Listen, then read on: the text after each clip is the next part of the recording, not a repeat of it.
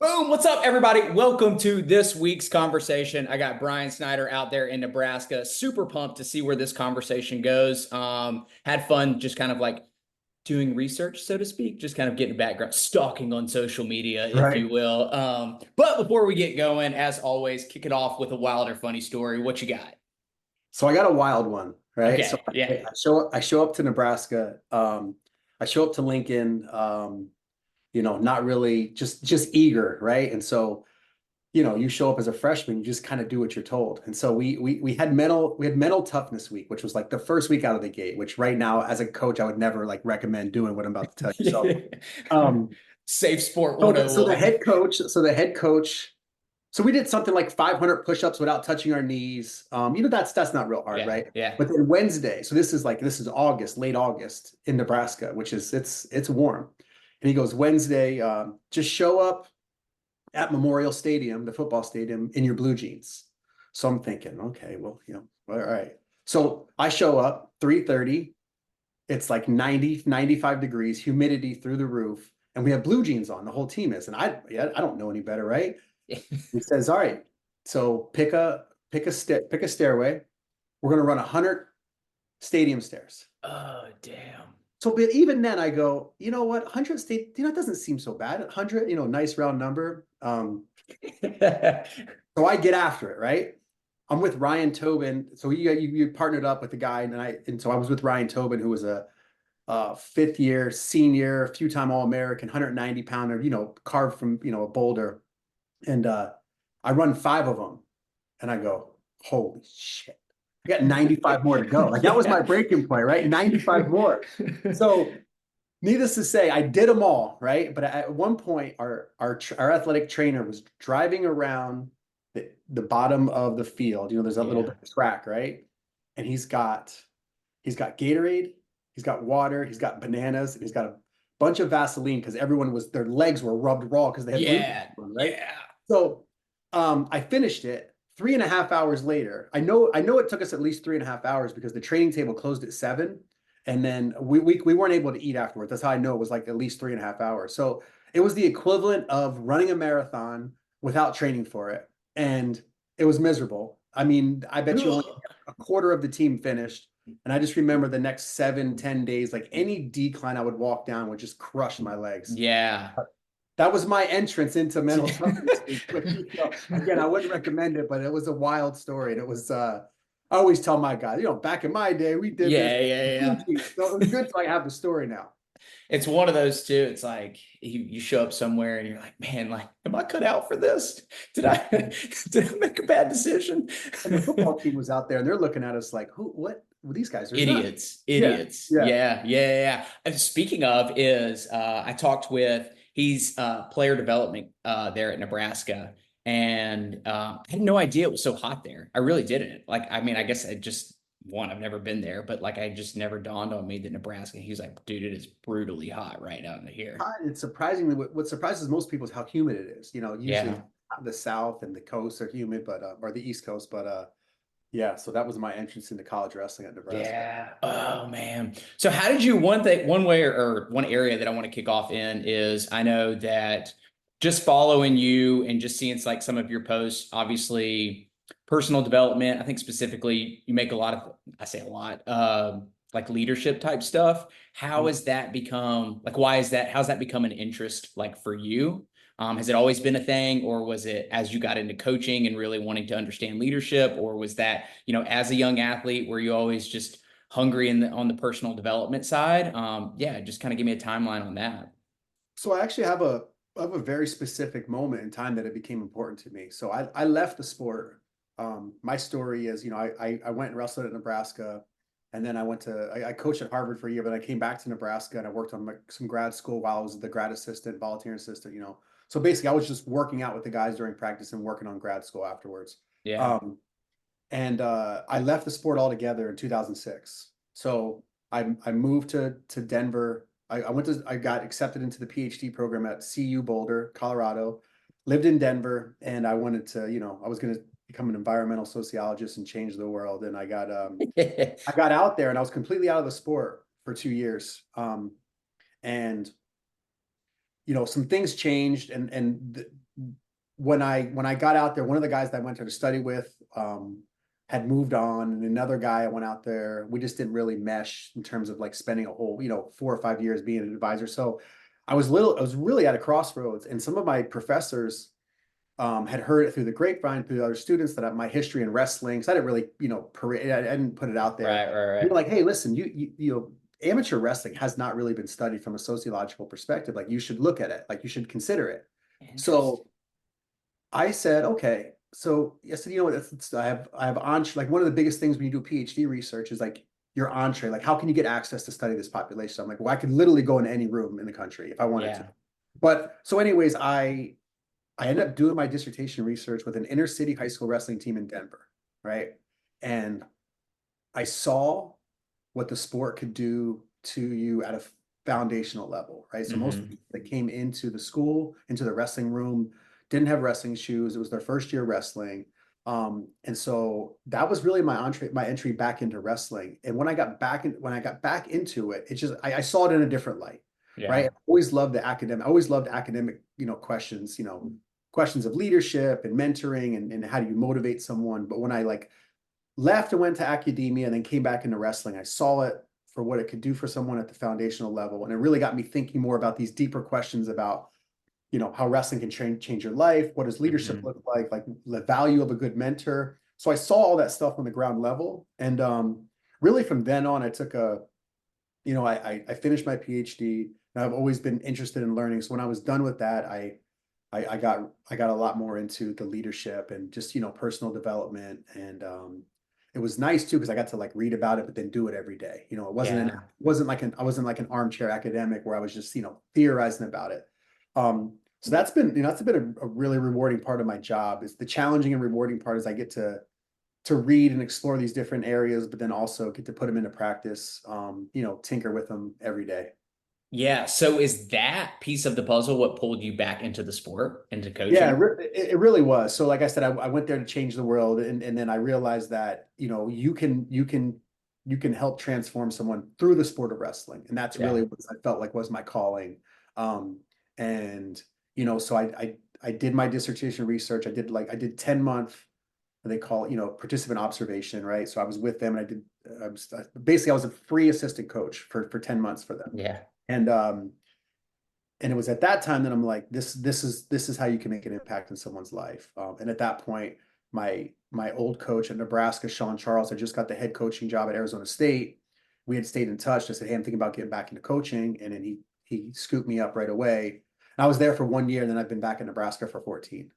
So, So was that, well, as you got back in, was that kind of the dream, or did it just kind of happen that way, so to speak?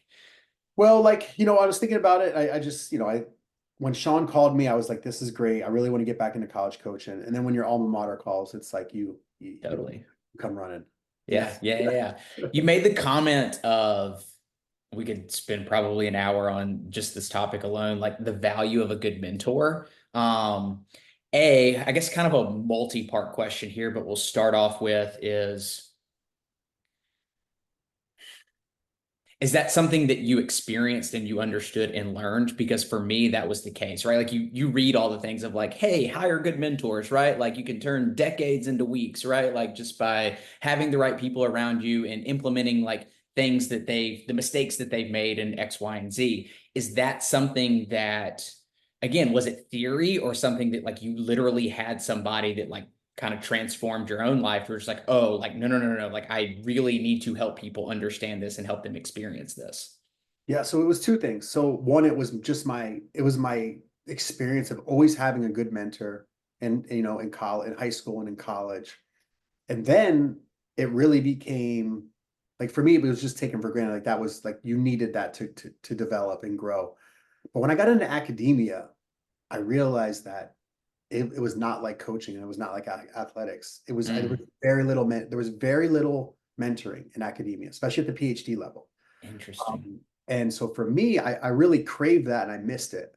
Yeah. Um, and it's just, coaches will stick with you through at whatever, right? They get it. I mean, the good coaches get it. They coach for that reason. And you could stumble, you could dog cuss them, and you could miss a class and do all this stuff, but they're there to help get you back on your feet. and Right. mentor you through anything. That was not my experience in academia right. And so like, I was like, wow, this is missing. And so Yeah. back to Nebraska, there was a time when I was not going to finish my PhD. So like I said, I left Nebraska. I got into CU Boulder, which was a really good sociology department. I did all my dissertation research there. I did all my coursework there. I did my comprehensive exams there. And really, when I left to go to Arizona State, all I had to do was write my dissertation. Okay. So I tried to write my dissertation from off campus with some advisors, right? Not the easiest thing to do. So I Yeah. left Arizona State back to Nebraska, and I was a little bit just, I was just disgruntled with it. And I was like, you know what? I'm not even gonna finish it. And my old professor, Julia McQuillan, who used to be the chair of the sociology department, and she came into Nebraska as a professor when I came in as like an athlete. So I've known her for a long time. She got word that I was back in town, and one of my good friends said, "You tell Bryan to get a hold of me. There's no way he's not finishing his dissertation, his PhD."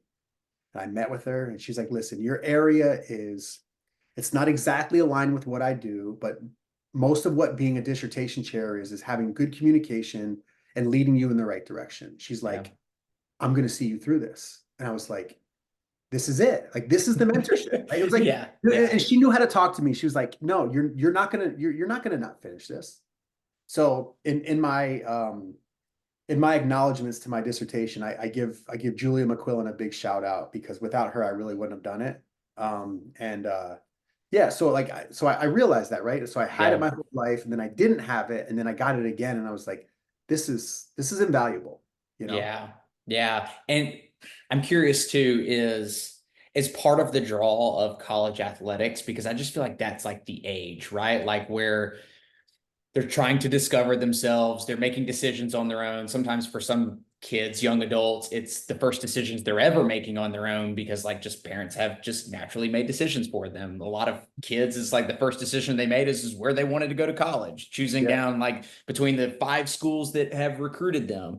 And so I'm curious, is was that part of the draw to college athletics, or was it just like, hey, like I know my value and I know where I can like put the most worth into a team? Is this like within a college program? How did that kind of like mentorship shape out to like why you chose college and not a high school team, or building a youth league, or going to the inner city and creating something like that? What was the draw there?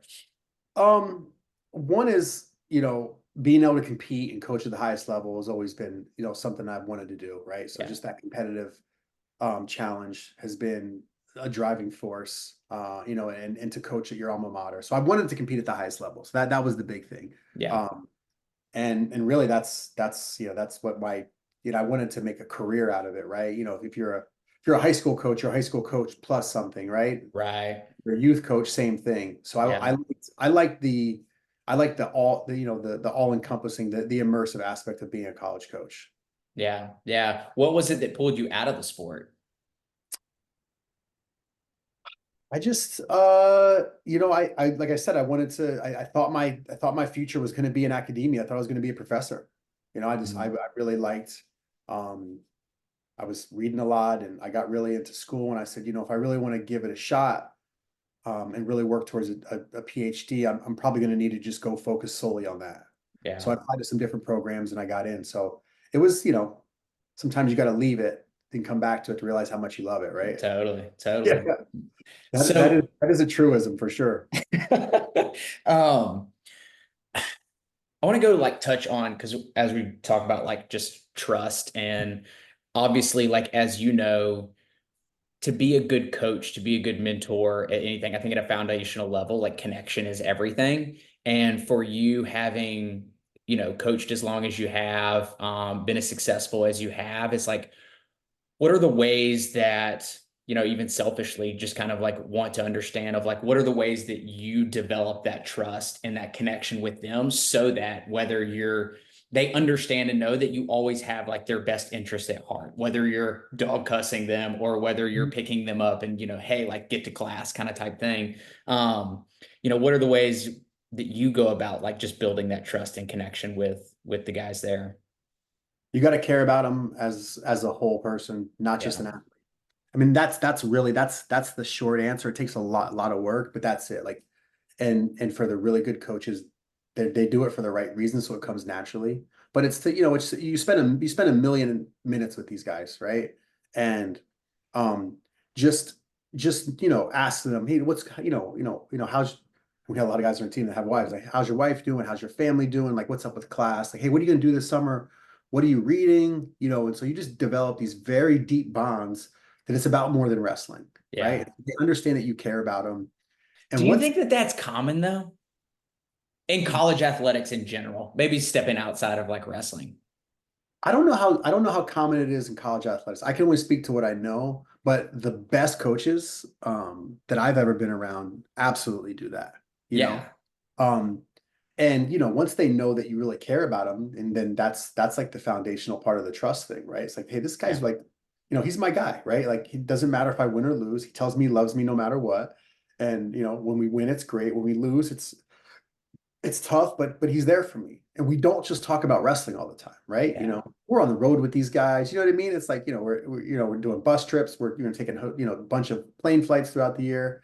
And so, we just spend a lot of quality time with them. And I think, particularly as an assistant coach, it's like the importance of being approachable. Yeah. Sometimes these guys are a little intimidated, and you come into a big program, you have big name coaches, and they may be intimidated to come off and say, hey, I'm struggling with this. And it's our job on day one to be approachable.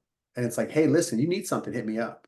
Right. Yeah. And I think that's really important to do early on. Some people are just like me, I'm just very approachable, right? So guys end up telling me all kinds of stuff. I'm like, all right, listen, enough. No, cut it out. Cut it out. um, but yeah, but I think if you don't have a default like approachability to you, you have to factor it in to be a good leader and make yourself approachable, you know? Yeah. Um, Yeah. Almost like an office hours if you're a head coach. Like, it's like, hey, like professors hold office hours. Like, you got something. So it's like, instead of just like, hey, if you got some, if my door is always open, but it's like you go there and they're in a big meeting. It's like, oh, you have to make time and you have to be approachable. You have to set space aside for it. Yeah. Yeah. It sounds like it's funny. I was having this conversation just with a coach that I'm close to, and she was asking me is like, and it sounds like you're really good on this side of the equation, is she was like, why does it take, she's like, it takes me a little bit longer to like build the connections, right? She's really, really good. It's like once she gets them in, like they're in.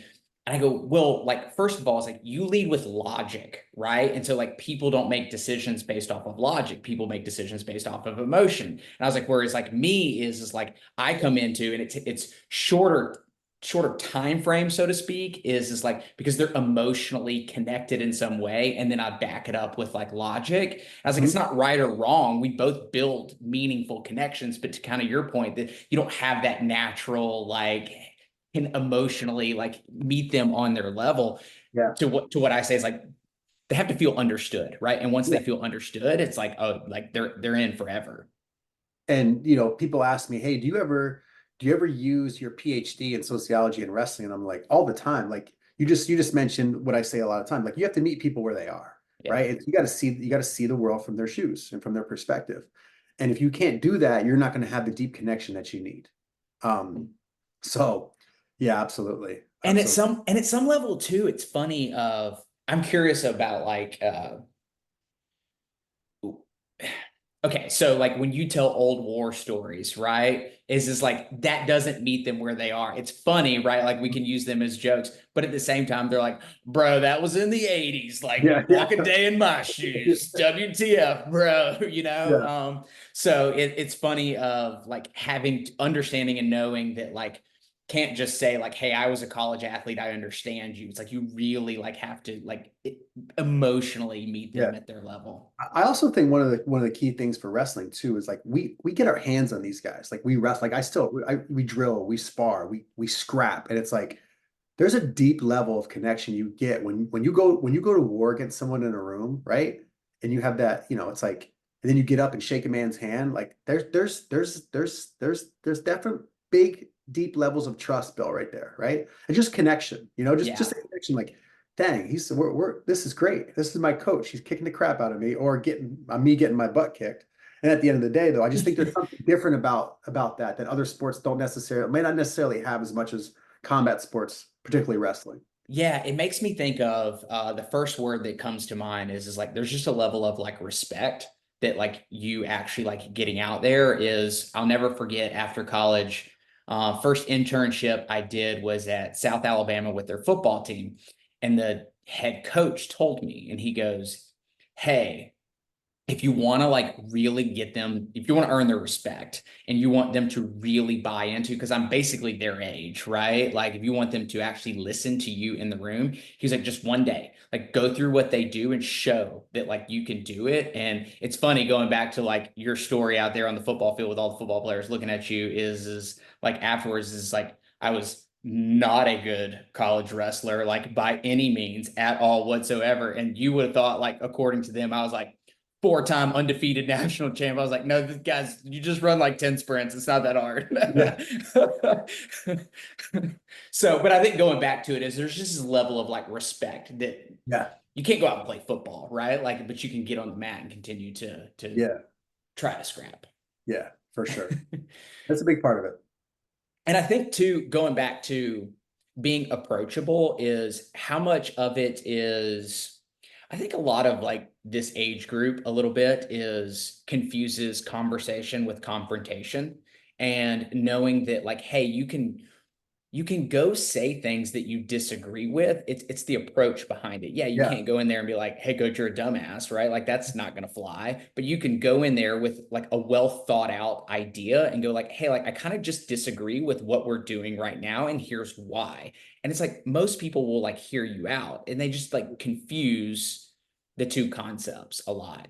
yeah, yeah, absolutely. I mean, yeah, how you say it is everything, you know? And I mean, not everything, but a big part of it. Yeah, Want yeah, to be yeah, heard. yeah. Yeah. So how has I know you told, I think it was before, I don't remember if we hit record. How's fatherhood helped you in mentoring and coaching? It actually, I got a little bit of uh, a little bit of a twist on that. So I think coaching has actually made me. I say I'm glad I was a coach before I was a father, right? Yeah.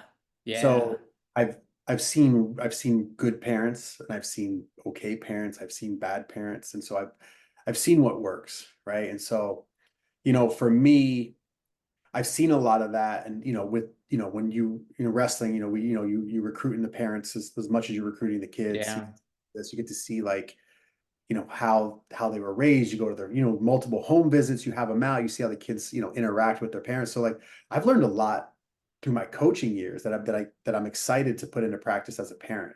To be honest with you, so it's a little bit opposite for me, and for me it's like just being a parent. So I have a little, like, my son Gus is 6, and he was in kindergarten last year, and his two buddies that he was leaving preschool with are going to different kindergartens. And we talked about like, hey, we'll do like a little wrestling club. And I said, if Gus will still be with his buddies.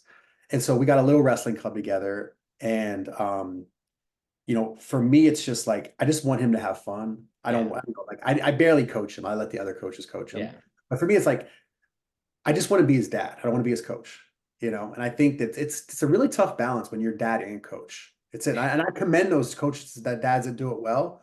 Um, because it's sometimes when you have a coach that's not your dad, you can have a bad practice and go home, and it's just that's it. Yeah. Sometimes when you have a coach as the dad, the bad practice comes home with you, and it's like you can't you can't let those worlds leak together. You know, Yeah.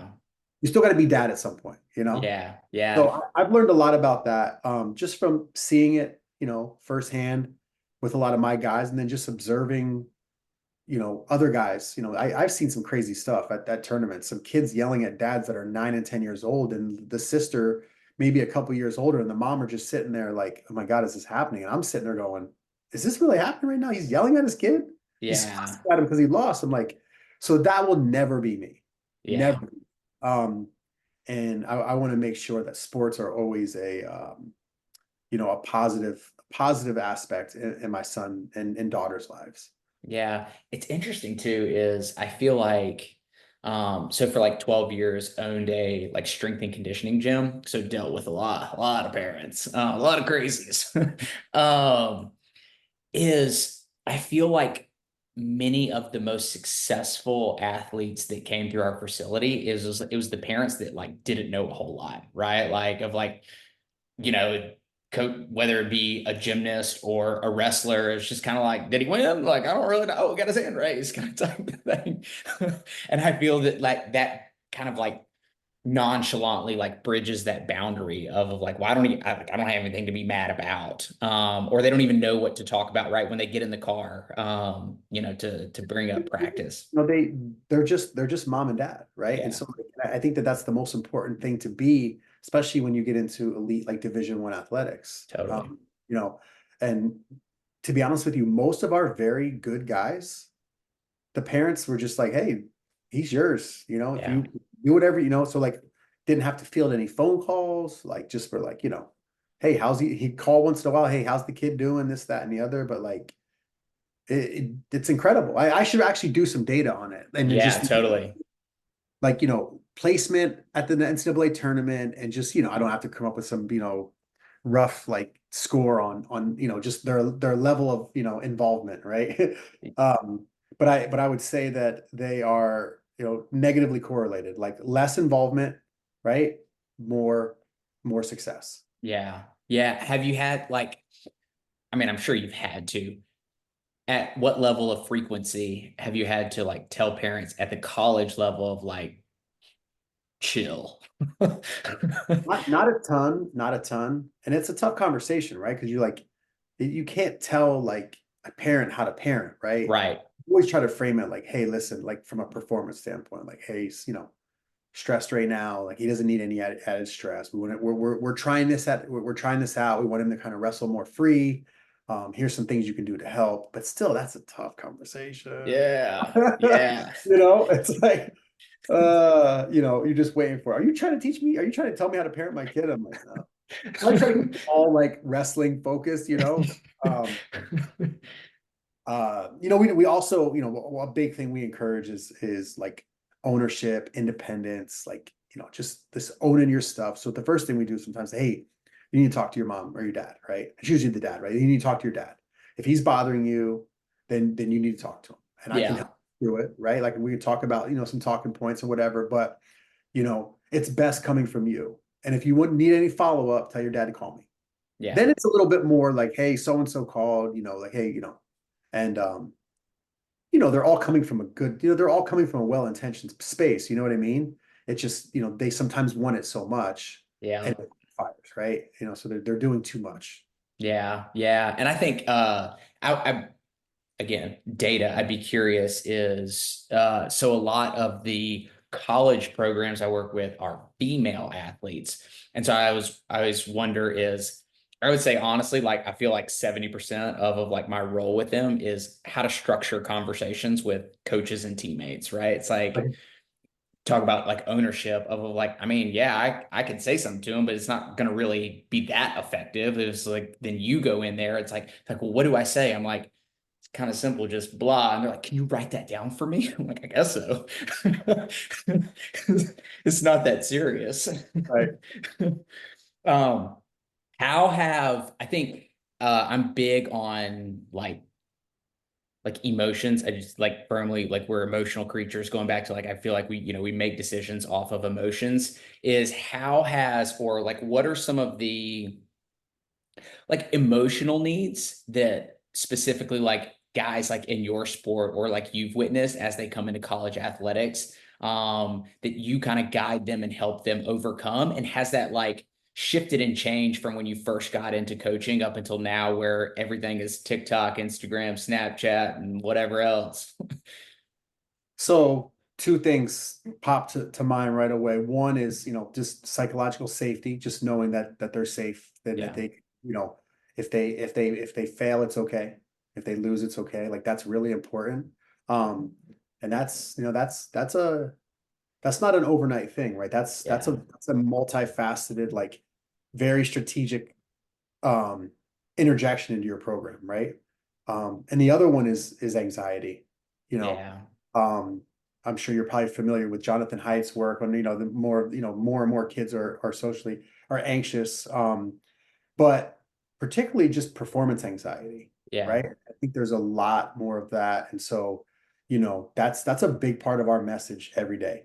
And then even more, as competition starts to ramp up and, just giving those guys some tools to work through it and embracing it. Not and don't, because you can go about it two ways. You can say, oh, well, it's no big deal. It's just a game, it's just a wrestling match, this, that, and the other. Or you can just say, Yeah. "Hey, listen, you're going to have these emotions, right? You're going to have these butterflies. You're going to have this anxiety. Let's talk about it and let's face it head on. Like, overcoming something, like courage is actually overcoming fear. It's not the absence of fear, it's the overcoming and the management of fear. And Totally. so let's do it. Let's tackle it. And I think that's the best way to approach it. We talk about the anxiety, the management of the anxiety, the tactics to combat the anxiety is part of your match, right? Like it's not, you can't think of it as something separate.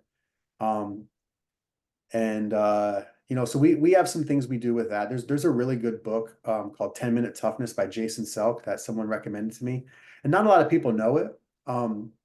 And a good friend of mine, Mike Powell, who used to be a longtime coach at Oak Park River Forest outside of Chicago, coached a lot of really great high school teams and a lot of guys that went on to be All-Americans at the next level. But he recommended it to me, and it's just like, how we have a plan, we have a physical plan for our routine, our warm up for a Yeah. match or sort of competition. This is the mental routine. So Yeah. 10-minute toughness, right? So, you go through, like a deep centering breath and you start to, and you have like a highlight reel that you recall. You do another Hmm. breath.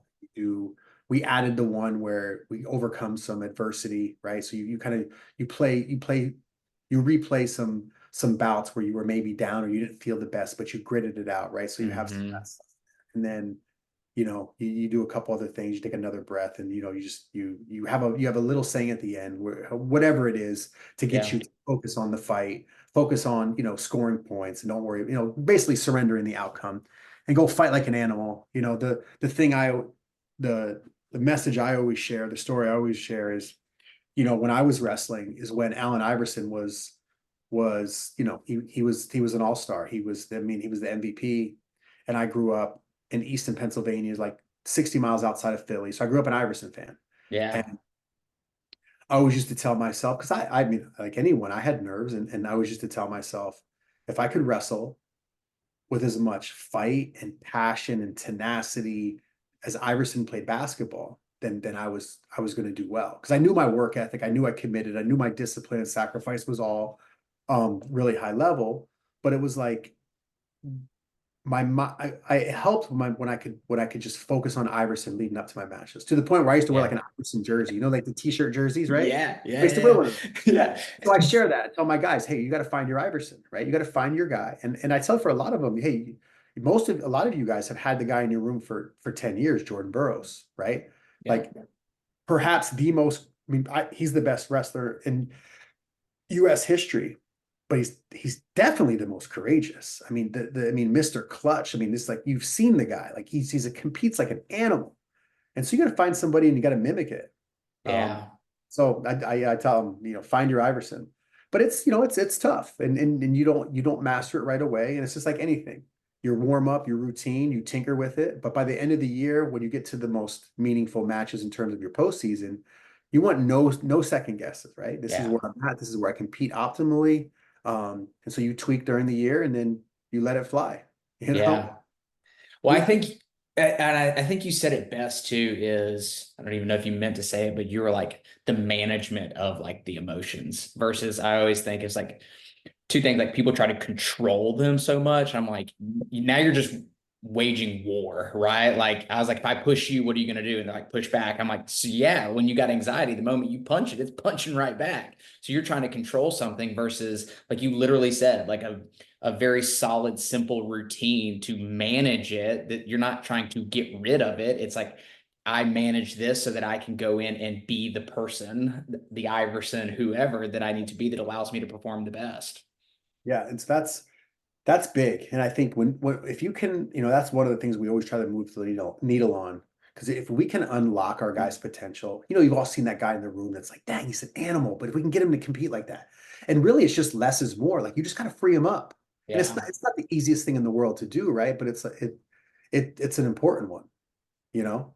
And I love like the less is more. It's one of my coaches just so identity is like my jam, right? Like building the person, kind of like you're saying of like kind of like you built this version of Iverson for you. It was this identity that you had, and it was I just remember him telling me, he's like, Ryan, like you're trying to figure out all the things you need to do. And he's like, I can literally tell you everything to do, but that's not going to help because you're not the person yet. He goes, you don't like the way I relate it to like some of the athletes is like, you don't do confidence, you be confident. Right. And it's very like, you're telling me you want to know all the things you need to do so that you have this mythical fairy dust like fall down on you, and Right. it's all the things that you said is those routines. It's the playing of the movies is what I call like stacking the evidence, right? So it's like you have this deck of cards to where it's just like I am so undeniable that like I don't have a choice but to walk out there and be this person. Yeah. Yeah, absolutely. I mean, you're spot on. And so that courage is a if we have a buzzword that we touch on, if not daily, a couple times, 3 times a week, and a lot more as competition nears, because there's a time, and I wrote about this on one of my posts, but there's a time that people do extra work because that's the way they manage their anxiety, right? So Mhm. they have this fear of a competition that's on the horizon, and what do they do with it, right? They throw work at it instead of saying, "Oh no, the work is done. I need to stop like thinking the work's going to take care of this anxiety. One, I'm going to be overtrained and I'm going to be flat.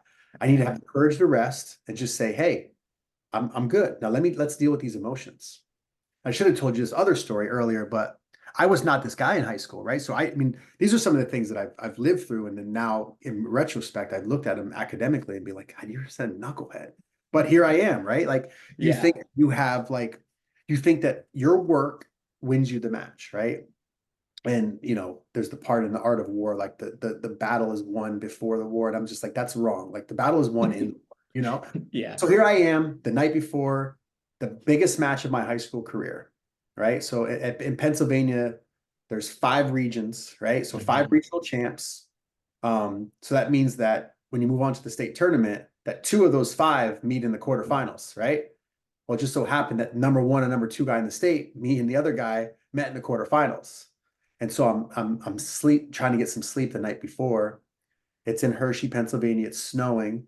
And I'm like, it's midnight. And I'm like, I need to go on a run. I don't know if I've done enough to win this match. I'm going, again, right? It's like, it's not logical, right? But it's me, my emotions making me, Yeah.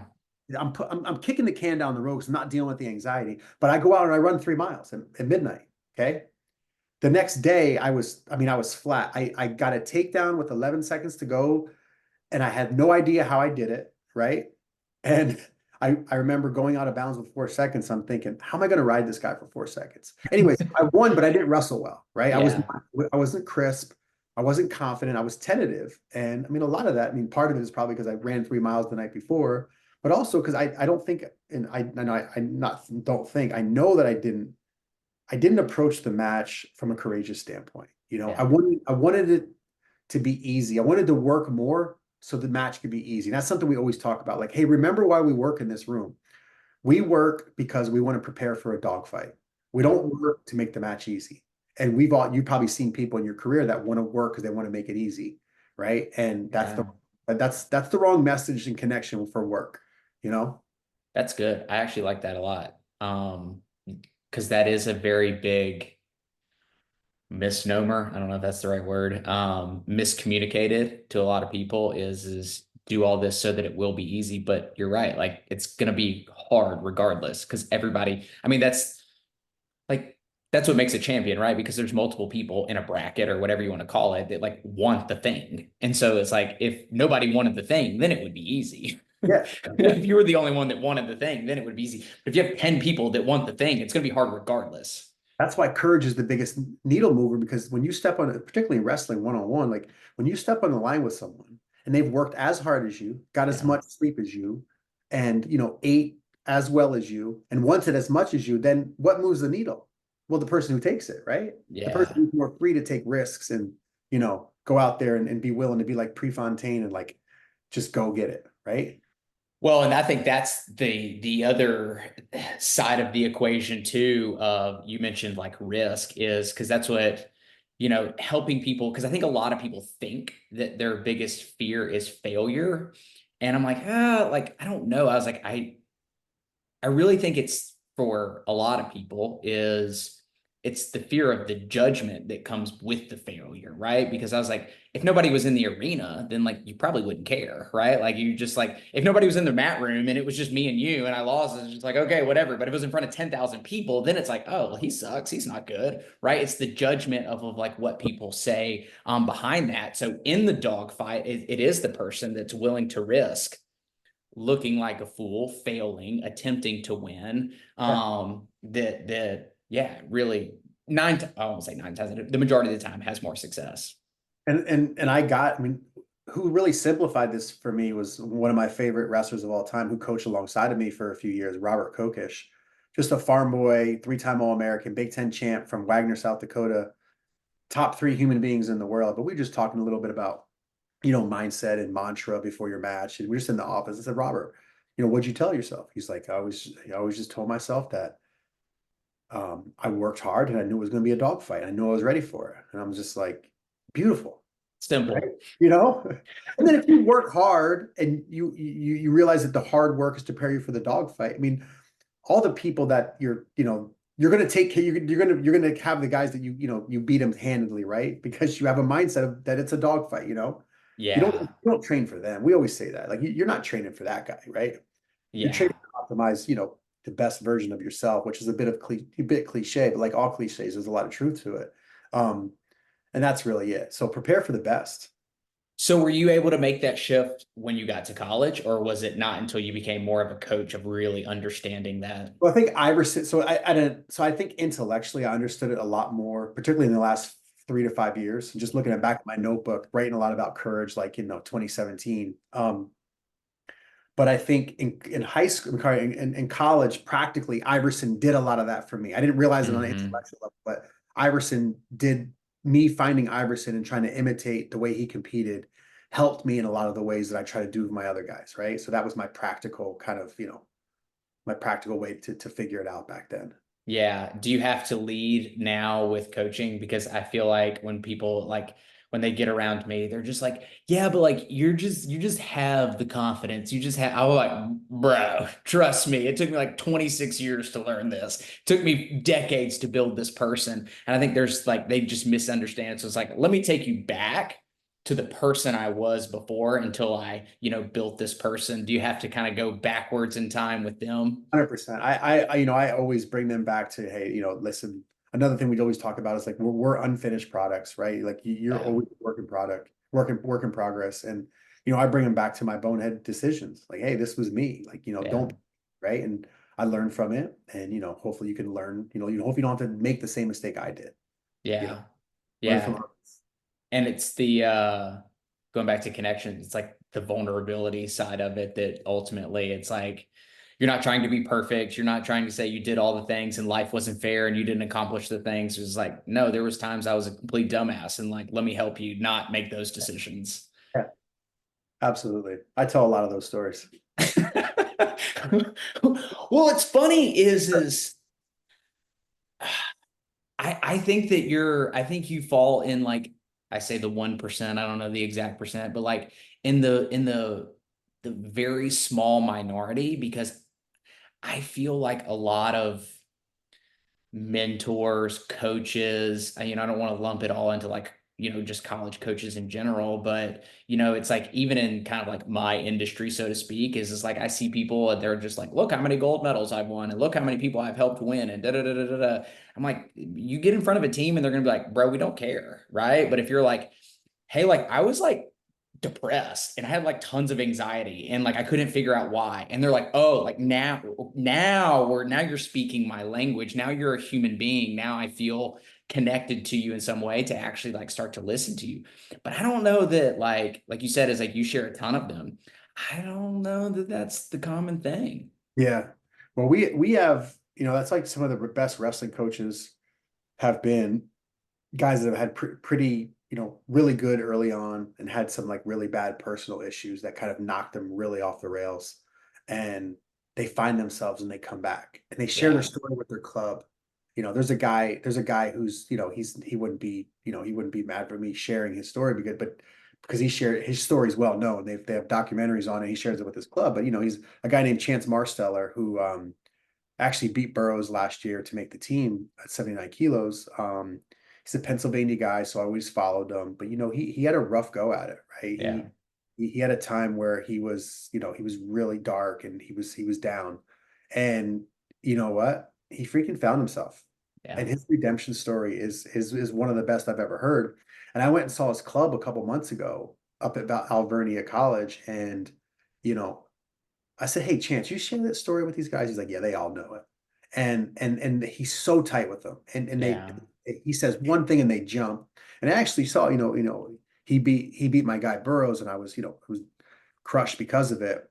Then I just watched, and all of his club kids were on the floor wearing the Chance t-shirts and waiting for him to walk off the mat. Like he made the team by traveling around like he wasn't located anywhere at any training center. He was just like doing his club, going working out here, doing his club. And I'm like, his connection with these guys is incredible. And I bet you a big part of it is because he's vulnerable with them. They know his story. You know, Yeah. really Yeah. amazing story. Yeah. Yeah. Yeah. I think that that's like the ultimate, it, the ultimate connection builder. I made the mistake, actually. I had a high school athlete like reach out and was like, "Hey, like, I just want to start having some conversations with you." I was like, "Okay." And I made the mistake of just like diving in, and like 30 minutes in, she was just like, "Yeah, but it's so easy for you. Like, what? Like, I don't get it." I was like, "No, no, no, no, no. Okay, we're gonna be here a little bit longer than I thought. Time out. Let me back up. This is you. The Ryan you see now is not always the same Ryan." Mhm.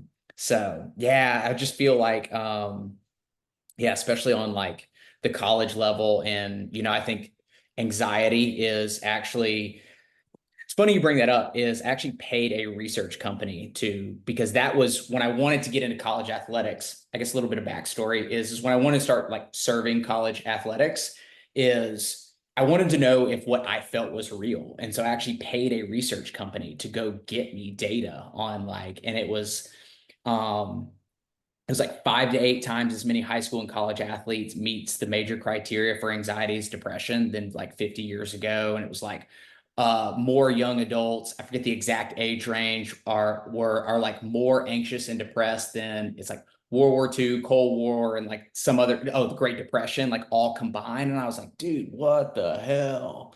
What do you feel like is a cause of that?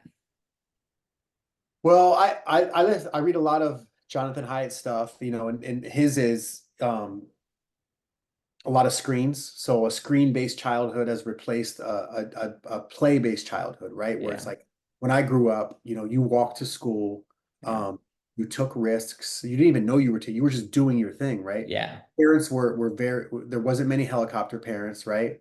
And so like I remember like going out and just being in the neighborhood all day and then hearing all a whistle day. from my dad and being like that was time for dinner, right? But we would go swim in the river, we would take our bikes over to the neighboring town and no helmets, nothing like that. So I just think my generation was one of the last that really had that little bit of like early resilience, like risk Hmm. taking, like you get in rock fights and it's like not the end of the world. You learn a lot from that stuff, right? Right. How to pick your people up, and learn how to pick yourself back up. Um, and now just a lot of people are in front of screens, and I Yeah. think particularly for young like adolescent girls, which he says is probably the most at risk right now, is because they are on Instagram and TikTok, and they have this they are comparing themselves to an unrealistic standard of what they think is the beauty standards, right? And so everything, I mean, that creates so much anxiety, so Yeah. much undue social anxiety. And Jonathan Haidt talks about it a ton. Some of his best interviews, Lex Friedman and Rogan, but he has other places too. Um, and I mean, I think that's a lot of it. Like we have more screens and we have less time just being able to like have a little bit of independence, right? Yeah. Everyone's so worried about like, oh, so and so is going to go 4 houses up, and well, what if something happens to him? Well, I mean, the risk of something happening to him is so small, but it's Yeah. magnified on social media, right? And so that's the other thing too. My biggest pet peeve nowadays is I don't think anyone, I think it's very hard to gauge the prevalence of anything, right? Because the world is mediated to it through our feeds, right? So you Yeah. could, oh my God, this is happening every day. Well, really, it's not, So prevalence is hard to judge right now. But I think Yeah. those two things, and a lot of that is from what Haidt says. You know, we don't have a play-based childhood, and we're in front of screens more than we ever were. I like the risk thing. I haven't really thought about that because it kind of feeds into the, Well, he you even know, talked about it. He did research to say like um, there's less young boys going to the doctor for like broken arms. He sees that as a bad thing, right? yeah, yeah, They're yeah, not climbing trees, or they're not yeah, in the park. And like, yeah, there's a trade-off to that though too. Like if you only shelter him, he's the one that wrote the book, him and his colleague, The Coddling of the American Mind. So it's Jonathan Haidt, Haidt, The Coddling of the American Mind, and then The Anxious Generation, which I think just came out this year. But he talks about that. Like we've come to coddle, and it's not good. Sometimes you do need to be knocked down. You do need to hear things that make you uncomfortable. You do need to do things that make you uncomfortable because that is what builds resilience. I mean, that's yeah. the book in a nutshell. Yeah, yeah, yeah. Because it makes me think of like the parents that are just like careful, careful. Everything's like careful, right? And it's like the more you just, it's like, well, no wonder they don't want to take any risks. This was the first thing that popped to my mind is just like I'm very mindful of like even like when talking to my daughter of like before she does anything, not because the natural reaction is like be careful versus like you got it. Hey, there's a lot of wisdom in saying, "Hey, yeah, figure it out." I say that in the room sometimes, like in the wrestling room. Say, "Hey, figure it out." Because the research shows, like, if you come upon a problem on your own and you figure it out on your own, you never lose it. You never lose Yeah, the solution. But if you're always yeah. spoon fed the answers to the problems, then you only get a little bit of it. And that makes me think of too, it's like transitioning into like career is I have no idea where I read this and I don't know if it was part of like the research that I had, but it's a problem like in the workforce too of like more of like the older older old school like CEOs as they hire people is they're like well like tell me what to do versus the here's your job description go Yeah, yeah, because I remember even my dad is like at one point was gonna like considering in college like working with him and so he's like working me around like all different departments and so he's like I just want you to go experiment all the different departments and like one of them was sales. He's like all right like are you going out today and I was like to do what? He's like to go knock on doors. I was like what do I say? He's like I don't know, figure it out. yeah. So yeah, like I think that yeah, language matters too, especially like we won't go down this whole rabbit hole, but like as you have younger kids is like I mean especially they say like some argue 6 some argue 7 it's like your conscious brain isn't fully developed so it's just a sponge and so whatever you tell it it believes is truth and so it's like if everything's careful and or everything's scary or whatever it is it's like no wonder they turn 12 and have all these beliefs that the world is scary. Yeah. Yeah, I try hard not to get that message, and I think wrestling is great, for young kids, boys and girls, because it's like almost like it's just a structured environment where they can fail and Yeah, they can get a bloody nose, and it's like they're not going to get harmed, I mean, they're not going to get beaten up, they're going to get beat in a wrestling match, and they're going to cry, they're going to get a bloody nose, and they learn a lot from that. yeah, yeah, yeah. And like there's I think one of the major elements too to kind of combat that like fear of judgment is like it's just you.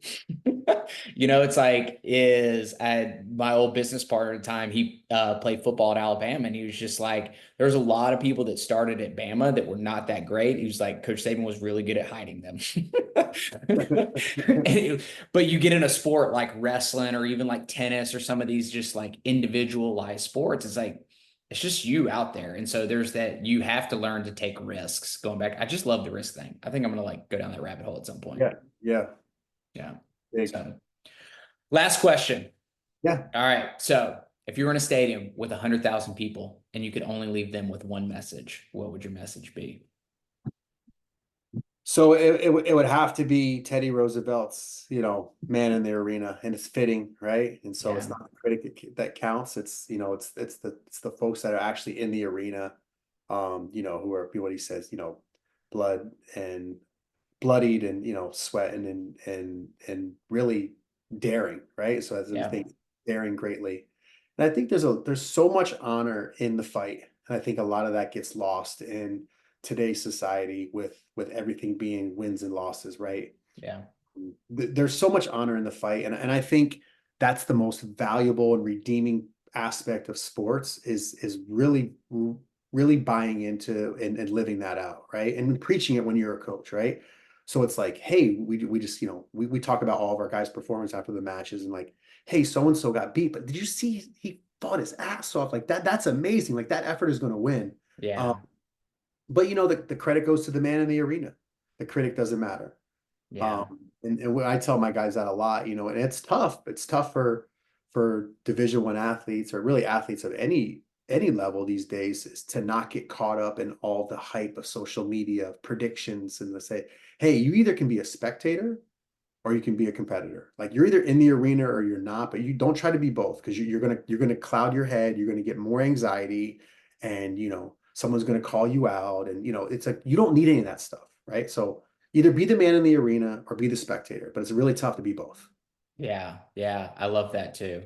And it makes me think of like, I know just to wrap things up is not clouding your head of like trying to be the critic and like the person in the arena is I feel like it makes me think of like people pleasers. And so I think that even sometimes athletes get the fear of like trying to please coaches too, of like, oh, like I gotta be just like this. And it's like, no, like you have so much potential. Just go be you and you'll be fine versus like getting caught up in like, what are my coaches thinking or what are my teammates thinking over here? It doesn't even have to be social media and the 10,000 people is just be you.